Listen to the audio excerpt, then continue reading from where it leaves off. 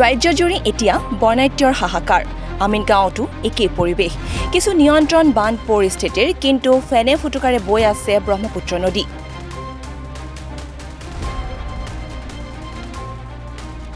নৈপৰীয়া আমিনগাঁৱৰ বাণীপাৰা চৌধুৰী বস্তিত বানত ক্ষতিগ্ৰস্ত প্ৰায় 200 পৰিয়ালৰ অধিক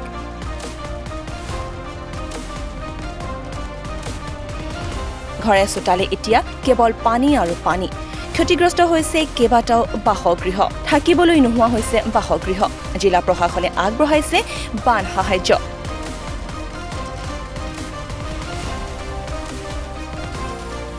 সমান্তৰালকৈ বানৰ পিছত সম্ভাৱ্য ৰোগ প্ৰতিৰোধৰ প্ৰতি লক্ষ্য ৰাখি আমিনগাঁওস্থিত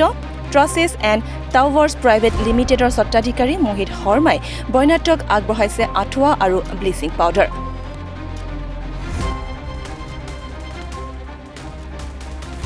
ইয়াৰ জৰিয়তে উপকৃত হৈছে প্ৰায় 200ৰো অধিক পৰিয়াল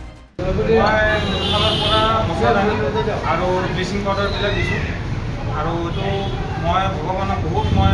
ভ্ৰমণ কৰোঁ যে এইখিনি মোক তেখেতে যে আশীৰ্বাদ দিছে যে মই কিবা এটা সৰু ৰূপতে হওক মই মোৰ ৰাইজৰ মানুহকেইটাক অলপ সহায় কৰিব বিচাৰিছোঁ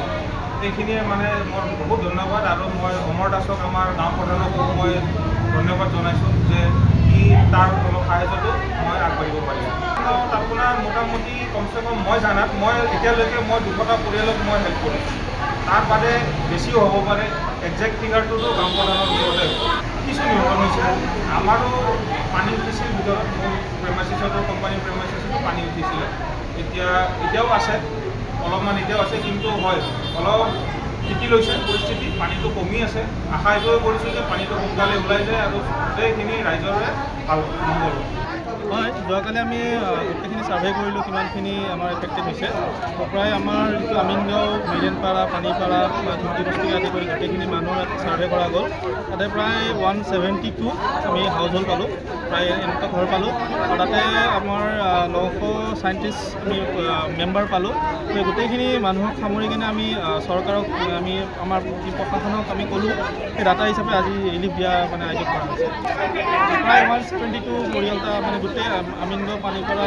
চৌধুৰী বস্তি মিৰেনপাৰা এইখিনি এৰিয়াত মানে এফেক্টেড হৈছে নিউজ ডেস্ক ৰিপৰ্ট দি নৰ্থ ইষ্ট